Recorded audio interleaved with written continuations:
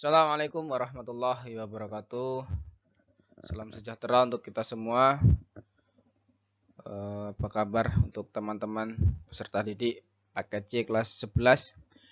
Baik, kita akan melanjutkan pembelajaran kita terkait pembahasan di modul 6 dan hari ini kita akan membahas untuk unit ketiga dengan judul adalah poros maritim dunia. Oke, teman-teman, kita langsung saja ya. Untuk yang pertama adalah konsekuensi sebagai posisi silang. Nah, karena letak Indonesia berada pada posisi silang, artinya kenapa disebut posisi silang di sini nanti akan kita lihat berdasarkan daripada letak di peta ya. Tentu memiliki berbagai konsekuensi baik pada bidang ekonomi, perdagangan, ketahanan nasional maupun sosial dan hukum. Konsekuensi itu tidak selalu positif tapi juga bisa negatif. Adapun pengaruh posisi silang Indonesia, nah ini. Indonesia disebut posisi silang ini dikarenakan kita berada pada dua benua dan juga dua samudra ya. Kita kaitkan dengan pembelajaran sebelumnya bahwasanya secara geografis negara kita Indonesia ini berada pada dua benua dan dua samudra. Nah, hal itu menjadi Indonesia ini berada pada posisi silang dunia, yaitu di antara benua Asia dan benua Australia, yang mana jalur perdagangan, baik itu perdagangan yang lokal maupun interlokal itu sangat padat di Indonesia. Yang pertama, pengaruhnya, Indonesia dapat menjalin hubungan yang baik antar negara-negara di kedua benua tersebut. Yang tadi, benua Asia dan juga benua Australia. Dengan hubungan yang baik ini pasti juga akan mempengaruhi dari tingkat kesejahteraan masyarakatnya, di mana masyarakat Indonesia nanti akan bisa menjadi salah satu perpanjangan tangan daripada pedagang-pedagang yang ada di benua Asia maupun benua Australia. Yang kedua, posisi geografis membuat dua samudra Indonesia berada di jalur lintas internasional dan dapat menjadi transit jalur perdagangan dunia. Oke, kita sama-sama ketahui ya, Indonesia ini ada di Samudra Hindia dan juga Samudra Pasifik. Kedua samudra ini sejak zaman dulu sudah menjadi jalur perdagangan dunia. Bahkan kalau kita mau tarik ulur ke belakang, ketika zaman sebelum kemerdekaan, para penjajah Portugis dan juga Eropa sana bisa datang ke Nusantara itu melewat daripada jalur Samudra Pasifik. Yang ketiga, bercampurnya beragam kebudayaan akibat pengaruh berbagai bangsa. Nah, ini adalah pengaruh yang ketiga. Karena kita bisa berhubungan baik dengan orang-orang yang baik dari Asia maupun Australia, bahkan ada beberapa yang dari bangsa barat, maka akan ada percampuran baik dari budaya lokal menjadi budaya yang dipengaruhi oleh budaya-budaya asing.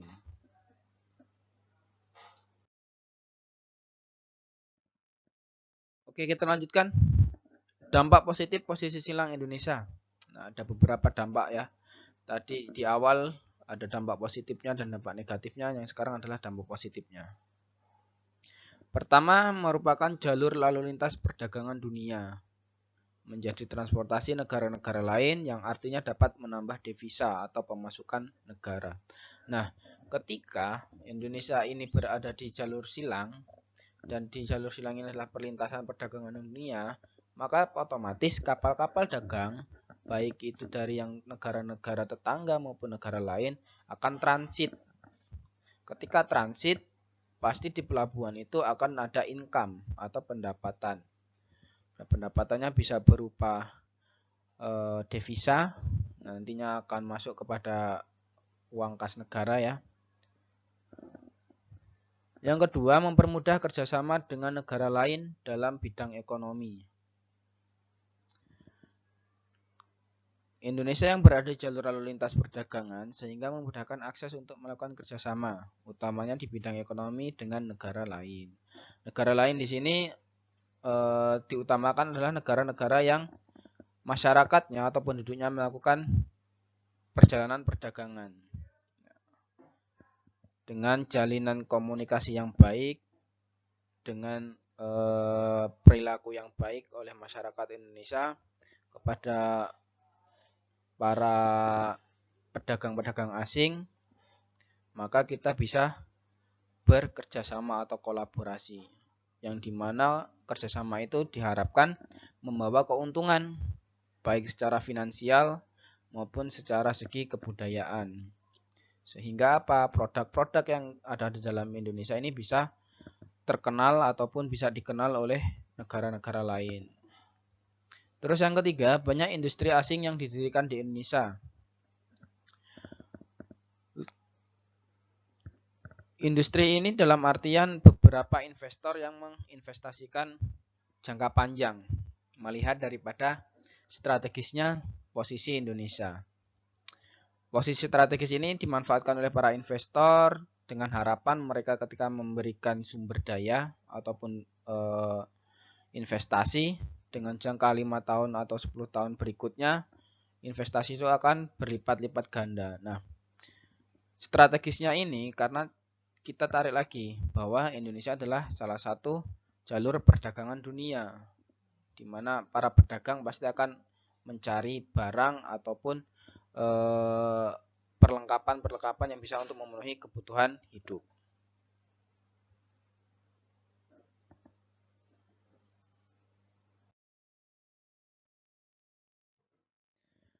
Untuk selanjutnya, dampak positifnya adalah persaingan yang kompetitif sehingga masing-masing perusahaan berlomba-lomba menciptakan produk yang baik. Nah, persaingan ini manfaatnya bagi konsumen sebenarnya, di mana ketika para produsen-produsen itu menciptakan barang-barang yang dia sifatnya kurang baik, nah sedangkan saingannya itu menciptakan barang-barang lebih baik, otomatis para konsumen akan lebih mudah untuk memilihnya.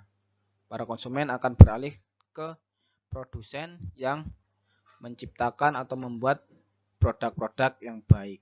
Nah, hal itu akan memicu produsen lain yang merasa produknya kurang laku akan melakukan riset ulang, akan melakukan perbaikan. Nah, ketika melakukan perbaikan itu maka konsumen lagi yang diuntungkan.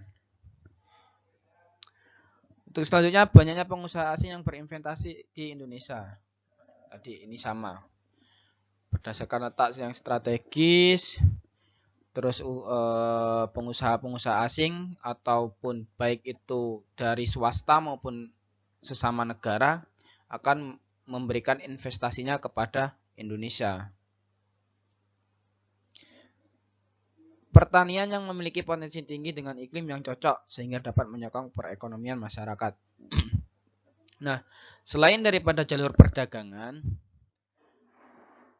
di Indonesia juga dikenal sebagai negara agraris. Kita tahu sama-sama bahwa komoditas-komoditas pertanian kita Indonesia ini sudah terkenal sampai seluruh penjuru dunia. Hal ini berakibat salah satu penyokong perekonomian masyarakat kita adalah di bidang pertanian. Jadi masyarakat yang bermata pencaharian di pertanian itu juga akan sejahtera karena iklimnya kita cocok. Ada iklim penghujan dan ada iklim kemarau. Ketika musim penghujan ini maka para petani akan semaksimal mungkin mendorong hasil pertaniannya. Selanjutnya, Indonesia yang memiliki begitu banyak tempat yang indah dan eksotis dapat dikelola menjadi tempat wisata. Nah, pada pembelajaran unit sebelumnya, kita mengenal Indonesia salah satunya adalah sebagai pesona alamnya yang begitu indah. Dengan pesona alam yang begitu indah ini, maka wisata-wisata kita bisa kita kembangkan dengan lebih baik lagi, dengan lebih maksimal. Nah, para wisatawan pasti akan tertarik datang. Ketika wisatawan-wisatawan mancanegara datang, maka itu akan menambah devisa negara kita dan juga itu juga akan menjadi pemasukan lain bagi masyarakat-masyarakat yang ada di sekitar lokasi pariwisata. Untuk yang selanjutnya adalah dampak negatif posisi silang Indonesia. Nah, apa saja dampak negatifnya? Yang pertama, masyarakat dalam negeri sendiri justru lebih suka membeli produk luar negeri daripada produk dalam negeri. Nah, kenapa bisa demikian? Karena eh, dengan datangnya para pedagang-pedagang ataupun penjual dari negara lain di jalur perdagangan dunia, selain itu bisa membuat produk kita dikenal dunia, otomatis mereka juga akan memasarkan barang yang ada di negara mereka ke negara kita. Terlebih saat ini sudah menganut sistem perdagangan bebas. Nah, barang-barang dari negara lain itu akan sangat mudah masuk ke Indonesia. Setelah itu apa? Ternyata kualitas produk yang ada dari luar negeri itu lebih baik daripada kualitas produk dari dalam negeri. Itu berdampak masyarakat akan lebih memilih untuk menggunakan produk-produk dari luar negeri ketimbang produk dalam negeri. Dari segi kualitas yang pertama. Lalu dari segi desain, futuristiknya juga pasti akan lebih maju produk-produk dari luar negeri. Yang kedua, banyaknya industri asing yang didirikan di Indonesia mengakibatkan industri dalam negeri kalah bersaing. Nah, pasokan dana dari luar negeri, ketika mereka berinvestasi ke dalam negeri, mereka itu dananya hampir tak terbatas, artinya besar. Berbeda dengan industri yang ada dalam negeri kita, terkhusus industri-industri kecil, industri rumahan. Pasti mereka akan kalah dengan industri pabrik, yang mana dari segi kualitas, kuantitas itu lebih besar pendanaannya dan juga pendapatannya. Berimbas apa? Industri-industri yang ada di Indonesia akan mengalami kemunduran, bahkan ada yang sampai gulung tikar. Yang ketiga, menjamurnya produk dari luar negeri. Menjamur di sini artinya berlimpah ruah. Produk-produk dari luar negeri itu berlimpah ruah. Dari barang-barang yang bernilai murah sampai yang dia nilainya mahal. Terus ada ketergantungan terhadap produk luar negeri. Ini perilaku konsumtif ini yang saat ini begitu menyerang masyarakat kita Indonesia khususnya. Bisa dilihat dari beberapa barang-barang yang kita pakai khususnya itu adalah hasil dari produk-produk luar negeri. Gawai, lalu ada barang-barang elektronik, itu adalah beberapa produk luar negeri yang kita selalu gunakan dan itu menjadi ketergantungan kita. Nah, terus selanjutnya adalah susah berkembangnya industri kecil di masyarakat. Nah, ini tadi karena mereka kalah saing dengan beberapa industri besar yang mendapatkan pasokan dana berlimpah. Tapi sebenarnya industri kecil ini juga pemerintah bukannya tidak membantu. Pemerintah bukannya berpangku tangan. Di sini sebenarnya pemerintah juga sudah memberikan stimulus-stimulus bantuan kepada para pelaku industri kecil. Hanya saja mungkin memang secara kualitas sumber daya manusianya di masyarakat Indonesia ini yang masih kurang sehingga mereka kurang berinovasi, terus juga produknya hanya itu saja sementara pesaingnya sudah mulai mengembangkan hal-hal lain yang lebih menarik minat konsumen.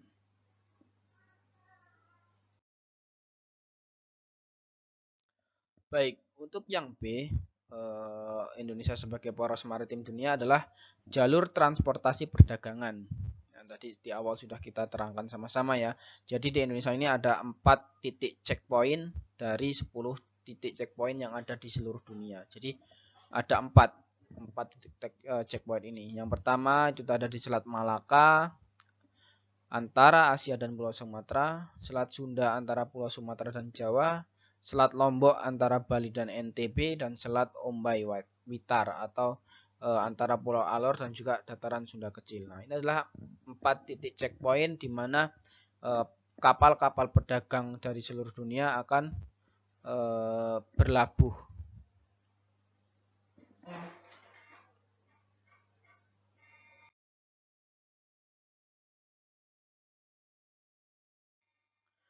Untuk selanjutnya, selain 4 titik lokasi tersebut, masih ada beberapa jalur transportasi perdagangan internasional yang ada di Indonesia. Yang pertama adalah alur laut kepulauan Indonesia. Nah, di sini wilayahnya ada Selat Sunda, Selat Lombok, dan Selat Ombai Witar. Terus yang kedua, Indonesia terletak pada posisi silang antara benua Asia dan Australia. Nah, tadi sudah kita terangkan ya. Dari posisi itu menyebabkan beberapa negara-negara yang melakukan perdagangan akan berlabuh ke dermaga-dermaga yang ada di Indonesia.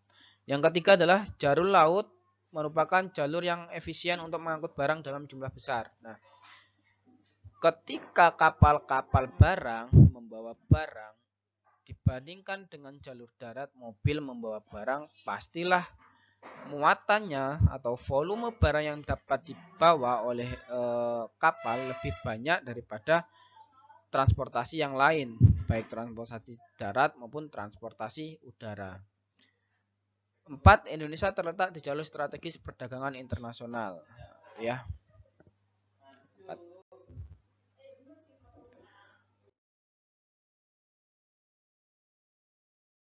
Berkaitan dengan jalur perdagangan itu, pemerintah itu mempunyai sebuah inisiatif atau inisiasi untuk mendirikan atau membangun jalur tol laut.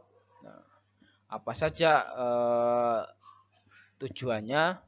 Yang pertama pasti untuk meratakan distribusi barang, lalu meratakan distribusi orang, terus membuat jasa-jasa di pelabuhan laut itu lebih maksimal lagi. Nah, dibangunnya jalur tol laut ini ada beberapa alasannya. Yang pertama, transportasi laut itu mempunyai kapasitas muatan yang besar dengan biaya yang murah.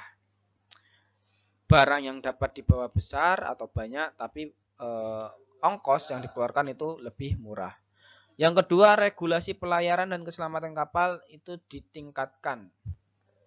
Kita sama-sama tahu akhir-akhir ini banyak beberapa kapal yang mengalami crash atau kecelakaan. Nah, ketika ada tol laut, diharapkan itu akan ditingkatkan baik dari segi keselamatan kapalnya maupun juga pelayanan di kapal tersebut. Yang ketiga, lebih ramah lingkungan karena penggunaan bahan bakar dan pencemaran lingkungan semakin ketat. 4. Setiap daerah Indonesia memiliki laut sehingga dapat menyakup banyak wilayah di Indonesia. Jaringan yang bisa dicapai ketika ada tol laut ini akan lebih luas ketimbang adanya tol darat ya. Nah, ini adalah sebuah peta untuk penggambaran ketika terjadinya tol laut di Indonesia ini. Hampir seluruh wilayah di Indonesia bisa tercapai.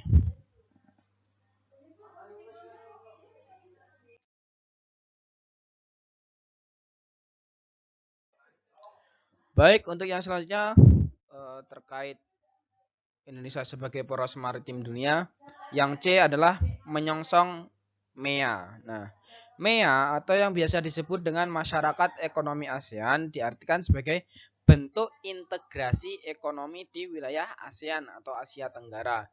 Nah, jadi negara-negara di Asia Tenggara ini mereka bersepakat bekerja sama dalam bidang ekonomi yang tujuannya adalah untuk meningkatkan daya saing di negara-negara ASEAN, khususnya dalam bidang produk perdagangan. Nah, kenapa seperti itu? Karena negara-negara di ASEAN ini ingin berkompetisi dengan negara Cina, dengan negara Jepang, India. Nah, ketika berkompetisi dan produknya bagus, maka tujuan akhirnya adalah untuk menarik investor asing supaya mau menanamkan saham di negara-negara ASEAN. Tujuan yang ingin dicapai dengan dibentuknya MEA adalah untuk menghilangkan hambatan di bidang ekonomi lintas kawasan, di mana ASEAN menerapkan 4 pilar untuk mewujudkan MEA ini. Yang pertama adalah pasar tunggal dan basis produksi internasional yang memungkinkan aliran barang, jasa, investasi, tenaga kerja terdidik, dan aliran modal menjadi lebih bebas. Ini yang pertama.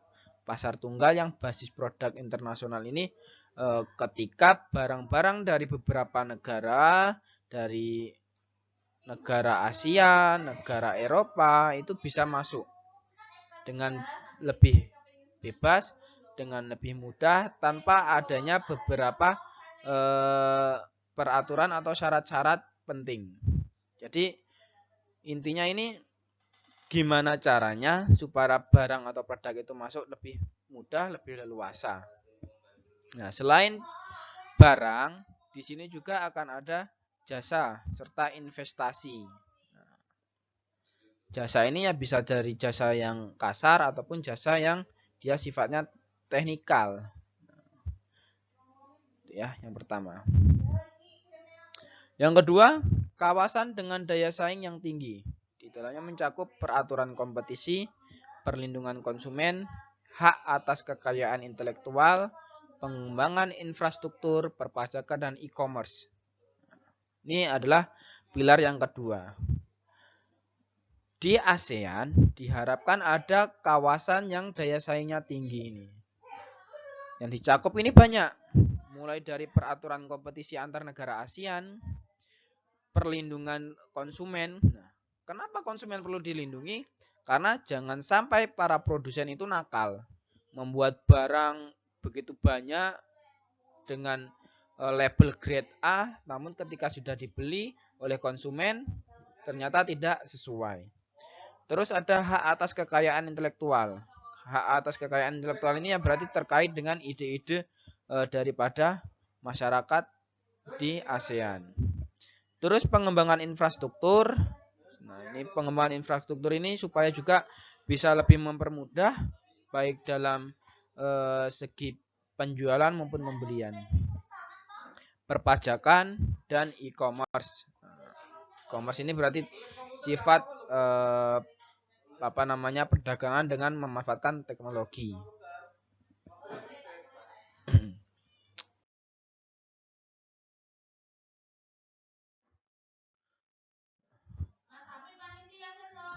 Kawasan dengan pengembangan ekonomi yang merata, ini yang ketiga. Nah, ini artinya kawasan ini diharapkan pengembangan ekonominya merata, tidak ada yang begitu jomplang. Artinya baik negara A dengan negara B, dengan negara C itu tidak terlalu jauh jaraknya. Melalui apa? Melalui pengembangan usaha kecil dan menengah. Nah, ini yang harus dibangun oleh negara-negara ASEAN, terkhusus dalam masa MEA. Karena apa? Usaha kecil dan menengah ini ketika tidak mendapatkan perhatian lebih, maka akan kolaps, akan gulung tikar, akan bangkrut. Karena mereka pasti akan kalah dengan usaha-usaha yang besar atau industri yang besar. Lalu yang keempat, kawasan yang terintegrasi secara penuh dengan perekonomian global. Terintegrasi ini berarti ada sangkut pautnya, ada hubungannya dengan perekonomian global. Melalui pendekatan yang selaras dalam hubungan ekonomi di luar kawasan, serta meningkatkan peran serta dalam jejaring produk global. Untuk selanjutnya, MEA ini merupakan langkah baru dalam mengembangkan kualitas perekonomian di Asia Tenggara. Ini adalah sebuah terobosan yang dilakukan oleh negara-negara di ASEAN, Asia Tenggara, supaya produk-produk di negara Asia Tenggara ini bisa bersaing dengan produk-produk dari negara-negara yang sudah maju. Namun harus digarisbawahi, MEA ini kita bisa analogikan sebagai pedang yang bermata dua. Artinya ketika kita tidak bijak menerapkannya, ini juga akan berdampak negatif bagi negara tersebut. Untuk selanjutnya kita bisa dilihat di sini. Untuk mempersiapkan diri supaya kita bisa menghadapi MEA ini, ada beberapa hal yang harus dilakukan baik oleh pemerintah maupun secara individual. Yang pertama adalah memperbaiki kualitas SDM kita. Sumber daya manusia kita harus lebih baik. Caranya kita upgrade pengetahuan kita upgrade karakteristik bangsa kita, terus mengedepankan atau meningkatkan etos kerja yang lebih baik lagi. Nah, itu tadi adalah pembahasan untuk modul 6 unit ketiga. Di sini teman-teman bisa lihat ada 2 tugas yang harus teman-teman lakukan.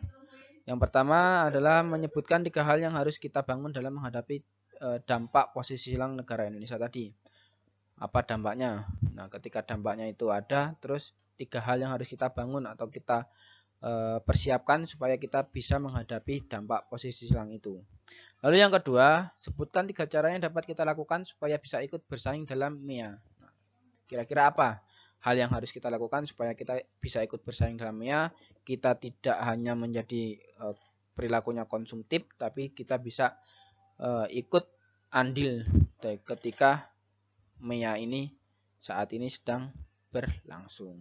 Nah, itu ya teman-teman untuk tugasnya. Ketika teman-teman belum paham, silahkan bisa mengulang kembali videonya, atau teman-teman juga bisa melihat di modul. Nah, modul buka saja di modul kesetaraan. Silahkan, itu sudah lengkap juga, materi ada di situ semua ya teman-teman. Nah, demikian tadi pembelajaran kita terkait modul 6 unit ketiga. Kita bertemu lagi pada modul selanjutnya. Saya akhiri. Wassalamualaikum warahmatullahi wabarakatuh.